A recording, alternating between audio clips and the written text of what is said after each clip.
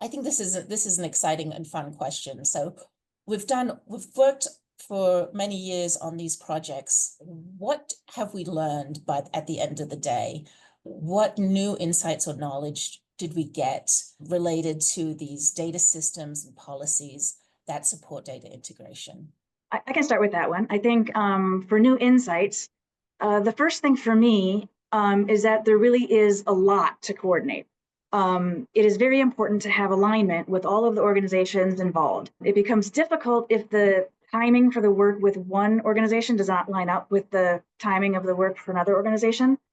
And also, from what I've experienced, the type of project that we're talking about is typically outside of an organization's standard prioritization process, which makes it all the more difficult to get the timing right. Next, and this is a difficult one, but as much as possible, limiting personnel change. These projects can last a long time and change is going to happen, but the more we can prepare for that and make sure things are documented, the better off we're going to be. There's so much historical knowledge and valuable context that can get lost if we don't record it. Regarding data integrations, using standard APIs is really the only way that we're going to be able to get something like this to be able to scale. With the CLIP project, we were able to prove that it can really have tremendous value, but as a sort of one-off custom solution, it's not sustainable.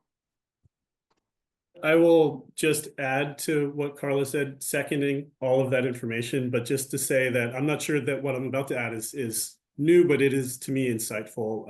I relearn this constantly doing data analysis and research, but my experience on this project has really solidified the importance of triangulating data from different sources. So our NYU Metro Center colleagues have led the qualitative and survey components of our research project, and these have proven to be really invaluable and instrumental to understanding how the platform has been implemented in the classroom, how students and teachers are using this platform. And that's really led to us rethinking some of the research, some of our analysis, some of our findings, questioning the collaboration that students have been observed to use, what that means for our processing on the back end. So we've really been thinking about the importance of multiple sources of information to really understand how these platforms have been implemented in New York City. So that's just been something that's been reaffirmed on our end. Jen, if I can just add one more thing. Mm-hmm. I want to be sure to emphasize the importance of data security in all of this work and how that really ties back to the communication and the trust that we are able to have among partners. Having that be in the forefront has made a huge difference. And then I can't emphasize how much development and iteration are a part of this process. And that's, I don't know if it's a new insight, but it was very clear in this work. And we knew a lot of these things, but the practical pieces really became very clear as like critical elements. You can't take them for granted. And I think Carla did a great job of highlighting some of those pieces. So just wanted to say that. Wonderful. I'm just going to pause to make sure everybody has a chance to add if they wanted to. Just one more comment that goes right off of Jaunelle's.